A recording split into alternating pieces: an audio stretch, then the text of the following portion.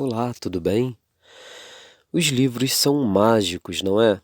São ótimas companhias.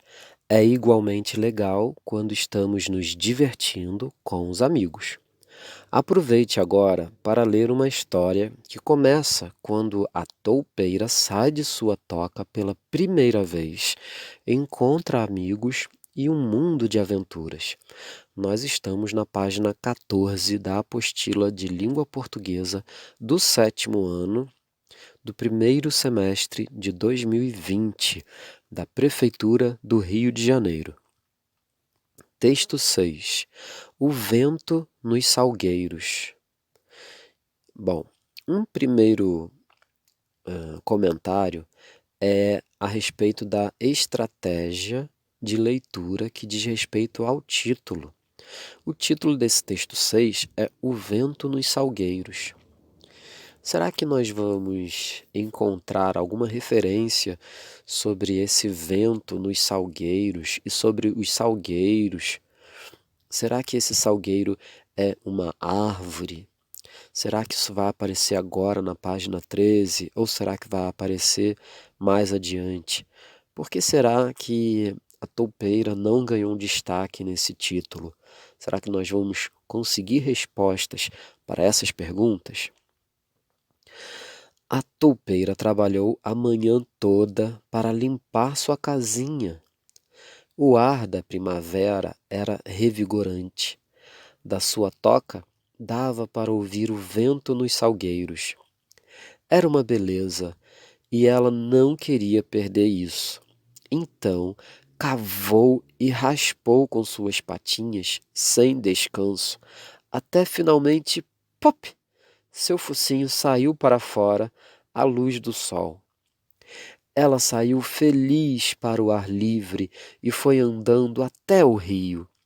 Nunca tinha visto um rio antes e ficou enfeitiçada. O rio parecia o corpo sinuoso de um animal, ora se mostrando, ora se escondendo. Na outra margem, ela percebeu que havia um buraco escuro. Conforme observava, um olho, depois o outro, apareceram num rosto pequeno e marrom, com bigodes, orelhas limpas e cabelo grosso e brilhante. Era o rato da água. Apareceu um outro personagem aqui, um personagem chamado Rato da Água. Nós vamos continuar a leitura desse texto logo depois das perguntas a respeito desse trecho aqui. Só que antes, vamos ler essas informações presentes aqui do lado direito. Primavera, a estação das flores. A primavera é uma das 4 estações do ano. Muitas flores se destacam na primavera. Dentre elas estão as rosas e os girassóis. Conheça um pouco sobre o Parque Nacional da Tijuca, no Rio de Janeiro. Acesse esse link aqui. Voltando àquelas perguntas iniciais que nós havíamos feito, reparamos que, de fato, houve uma menção ao vento nos salgueiros. E percebemos que esses salgueiros eram árvores. Número 1. No primeiro parágrafo, pode-se perceber a época do ano em que a história se passa. Transcreva o trecho em que comprove essa afirmação. Então, olha, nós estamos diante de um texto escrito em prosa e não em verso, porque ele é organizado em parágrafos. O trecho é: o ar era de primavera. Esse aqui presente na segunda linha. Essa é a resposta. E pediu para transcrever. Isso significa que você vai copiar, vai transcrever usando aspas, aspas duplas. Número 2. Qual é o sentido de o ar da primavera era revigorante no texto? Revigorante significa que dá energia fortalecedora. Então, o sentido é de que o ar dava essa energia fortalecedora. Essa é a resposta. Número 3. Observe cada trecho abaixo e diga se trata de uma opinião ou de um fato. Letra A. Foi andando até o rio. Isso é um fato ou é uma opinião? Isso é um fato. Lembra disso, a diferença entre fato e opinião, ok? Letra B. O rio parecia um corpo sinuoso de um animal. Esse trecho representa uma opinião, porque outra pessoa poderia simplesmente discordar, dizer que aquele rio não parecia um corpo sinuoso de um animal. Então vamos ler aqui à direita. Fique ligado. Fato e opinião. O fato é um acontecimento, aquilo que é verdadeiro, que corresponde à realidade. Na narrativa, equivale a algo que aconteceu, acontece. Opinião é um juízo de valor sobre um assunto, o que se pensa sobre um fato, uma interpretação pessoal. E, pelo fato de ser uma interpretação pessoal, a opinião é algo subjetivo. Lembrando que sinuoso é um adjetivo que indica, informa que algo é em forma de curva, sinuoso, cheio de curvas. Continuação. Gostaria de vir aqui? Perguntou o rato. O rato entrou num barquinho e remou com energia até encontrar a toupeira e ajudá-la a subir no barco. Acredite-me, disse o rato, não há nada que valha tanto a pena quanto vagar à toa num barco. E foi remando lentamente até que a toupeira se empolgou com o brilho da água, o som e o cheiro do rio e gritou: Ratinho, por favor, deixe-me remar. Embora o rato tentasse impedi-la, a toupeira deu um salto e agarrou os remos. O barco virou-se e ploft! Os dois caíram na água. Pobre toupeira! O rato ajudou-a a chegar até a margem, enquanto ela tossia e espirrava, toda envergonhada. Quando começou a se desculpar, o rato disse, rindo: O que é um pouco de água para um rato da água? Por que você não passa uns tempos comigo? Posso ensiná-la a remar e a nadar, e logo você será tão hábil na água quanto nós. E a toupeira se instalou na confortável casa do rato, à beira do rio. Ratinho, disse a toupeira numa bela manhã, poderia me levar até a mansão do senhor Sapo? Ouvi falar dele e quero muito conhecê-lo. Com prazer, disse o rato com vontade. Pegue o barco, vamos remando e num instante chegaremos lá. Qualquer hora é boa para visitar o sapo. Ele está sempre bem, gosta de receber visitas e fica triste quando elas vão embora. Você vai ver. Então aqui nós já temos mais um personagem que foi introduzido nessa história, o sapo. A mansão do Senhor Sapo, né? O Senhor Sapo vivia numa mansão. Será que é mesmo? Ou será que é só uma invencionice, uma criação, um boato a respeito da casa onde o Senhor Sapo mora? Será que é realmente uma mansão? E será que o Senhor Sapo, vai estar bem e vai gostar de receber a visita dos dois quando os dois chegarem lá? Vamos ver no próximo trecho. Mas antes de continuar a leitura, nós vamos conversar sobre esse texto aqui. Número 1. Gostaria de vir aqui? Nesse trecho, o uso do travessão marca a fala direta de um dos personagens. Quem é esse personagem? Esse personagem, se você voltar lá no texto, você vai ver que é o personagem do rato. E às vezes você vai poder encontrar textos em que essa fala de um personagem no discurso direto vai poder ser representada pelas aspas duplas, ok? Não é o caso aqui, mas se algum dia você encontrar um livro em que haja aspas no lugar do travessão, indicando a fala do personagem, não se espante. Vamos continuar no número 2. Número 2. Quem são os personagens que aparecem até esse trecho do texto? Os personagens que aparecem, de fato, são o rato e a toupeira. Número 3. Observe o narrador. Ele é um narrador personagem, que é conhecido como narrador em primeira pessoa, ou é um narrador onisciente em terceira pessoa que conta a história de outro personagem, sabendo tudo sobre a história, inclusive o que pensam os personagens? Resposta: ele é um narrador em terceira pessoa. Vamos ler isto aqui à direita. Após a leitura desses pequenos trechos do texto, pode-se afirmar que o sapo e a toupeira têm comportamentos contrastantes, comportamentos que são diferentes.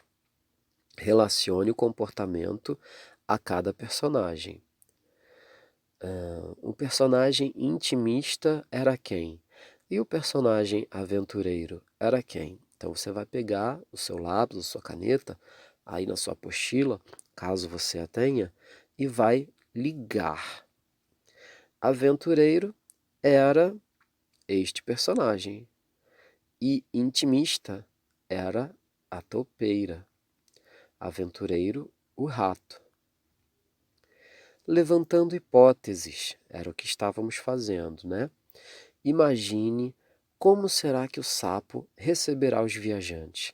Foi aquela pergunta que eu havia feito. Página 16, continuação. Ele deve ser um bicho muito legal, comentou a toupeira enquanto saíam com o barco. O sapo é mesmo o melhor dos animais, disse o rato, mas não deixa de fazer as suas loucuras. Numa época, tudo o que tinha era de marinheiro. Comprou boné de marinheiro, roupa de marinheiro, tudo de marinheiro. Ele se adaptou tanto ao seu barco-casa que dizia que ia passar o resto da vida no barco-casa. Depois de uma curva no rio, avistaram a mansão do sapo, grande e bonita, com um gramado que ia até a beira da água. Isso aqui não é uma fala de um personagem, não. Nós reparamos que isso aqui é o narrador, então não poderia haver esse travessão aqui. Eles desembarcaram e encontraram o sapo no jardim, descansando numa poltrona. Que bom que chegaram, gritou o sapo. Tinha pensado em mandar um barco buscá-los. Descobri o que quero fazer no resto da minha vida.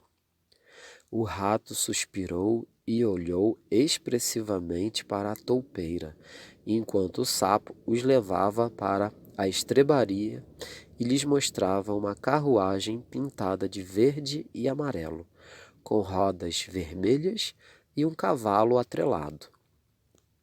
Número 1. Há no texto algumas marcas típicas da linguagem informal e oral. Circule na primeira linha desse trecho do texto um exemplo que confirme essa afirmativa. Se você quiser pausar o vídeo, pode pausar. Eu vou dar a resposta agora. A marca típica da linguagem informal e oral, presente na primeira linha desse trecho, é a palavra legal. Número 2. Releia o trecho abaixo. O rato suspirou e olhou expressivamente para a toupeira, enquanto o sapo os levava para a estrebaria e lhes mostrava uma carruagem pintada de verde e amarelo com rodas vermelhas e um cavalo atrelado. Letra A. Copie a palavra que indica que as ações do sapo foram se adicionando. Então, se pede para você copiar, retirar do texto, transcrever do texto, é necessário que a sua resposta esteja entre aspas. É a palavra e. Olha só. E olhou, e, e, e. Você precisa ter em mente que a intenção do efeito de sentido da repetição da conjunção aditiva e é este. Agora, num texto narrativo, reforçar a sequência de ações. Essas ações foram se adicionando uma à outra. É uma conjunção aditiva. Mas a resposta é a palavra e. Letra B. A que se refere a palavra destacada? Nós temos aqui esta palavra destacada, a palavra os, que, de acordo com a morfologia, é um pronome pessoal oblíquo. E os pronomes geralmente se referem a alguma pessoa do discurso e evitam a repetição de alguma informação que foi dita antes. Então, o sapo os levava. O sapo levava quem? Os. E esse os representa quem? Refere-se ao rato e à toupeira. Esta é a resposta. Perceba que o pronome os retoma os personagens que iniciaram a história e já tinham sido citados anteriormente. Lembra que eu falei que o pronome tem essa característica de retomar uma informação que foi dada antes no texto. Número 3. Qual o efeito de sentido do emprego das reticências na fala do rato sobre o sapo? Comprou boné de marinheiro, roupa de marinheiro, tudo de marinheiro. Resposta: enfatizar que havia muito mais adornos com o tema de marinheiro. Número 4. Que circunstância indica a expressão depois de uma curva do rio? No rio, perdão. É uma circunstância de modo? Não. É uma circunstância de tempo? Ou é uma circunstância de lugar? Quando? Vamos ver aqui. Não está aqui, mas deve ser aqui. Depois de uma curva, vamos localizar. Aqui achei. Depois de uma curva no rio, avistaram a mansão do sapo.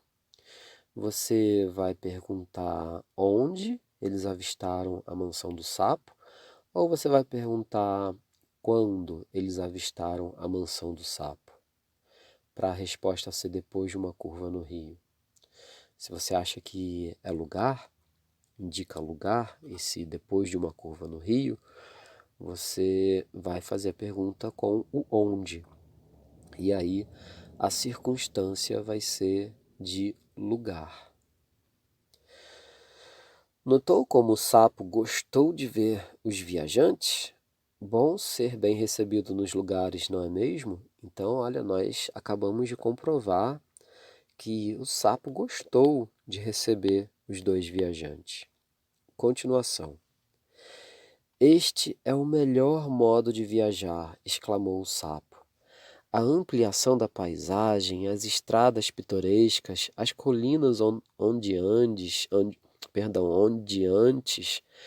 hoje aqui, amanhã em outro lugar. A carruagem está pronta, com todos os equipamentos de que precisei. O rato teve de ser persuadido a deixar seu amado rio por outra das loucuras do sapo. Mas no final da tarde, os três amigos iniciaram a viagem. Era uma tarde dourada. Os amigos passaram várias horas serpenteando alegremente por estradinhas estreitas e curvas, numa carruagem do sapo. Não era muito tarde quando chegaram à rodovia. Agora, o caminho era fácil e eles conversavam, felizes, quando ouviram um zumbido fraco vindo de trás, como se fosse uma abelha.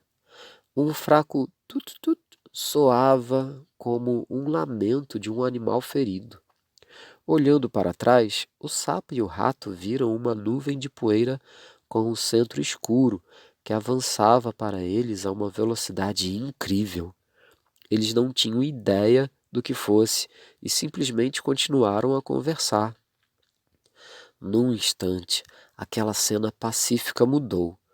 Com uma rajada de vento, o tut-tut zuniu forte e um imponente automóvel, com um motorista tenso na direção, bramiu ao lado deles, arremessando uma nuvem de poeira que depois foi diminuindo até se tornar um pontinho à distância.